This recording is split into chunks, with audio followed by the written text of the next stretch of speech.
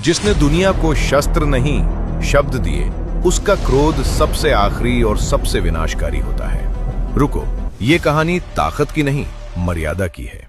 ब्राह्मण, जिसे लोग सिर्फ पूजा पाठ से जोड़ देते हैं, पर इतिहास कुछ और कहता है। ब्राह्मण वो है जिसके पास तलवार नहीं होती, पर जिसके शब्द से साम्राज्य उठते और गिरते हैं। शक्ति का पहला रूप ज्ञान। वेद कहते हैं, ब्रह्म जानाति इति ब्राह्मणः, जो ब्रह्म को जानता है वही ब्राह्मण है। यही वो वर्ग है जिसने राजा नहीं बनाए, राजा बनने की योग्यता तय की। चाणक्य ने एक अनाथ बालक को सम्राट बना दिया।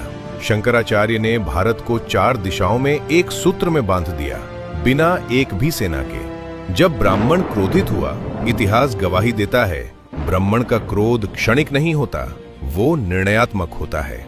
परशुराम, जिसने 21 बार क्षत्रियों को दंड दिया, न सत्ता के लिए न राज्य के लिए, धर्म की मर्यादा के लिए। ऋषि दधीची, जिसने क्रोध नहीं अपनी अस्थियां दान कर दी ताकि अधर्म रुके, और जब सीमा पार हुई तो वही ब्राह्मण रौद्र बना, क्योंकि ब्राह्मण लड़ता नहीं, वो संरचना बदल देता है।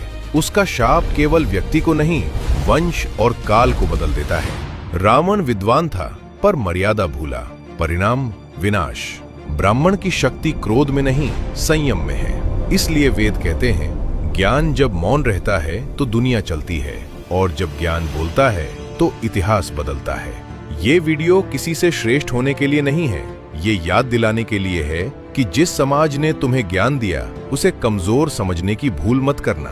जो इसे घमंड समझे वो अधूरा देखे, जो इसे इतिहास समझे वो पूरा शेयर करे। अगर आप मानते हो कि ज्ञान सबसे बड़ी शक्ति है, तो कमेंट में लिखो, नॉलेज इज रियल पावर।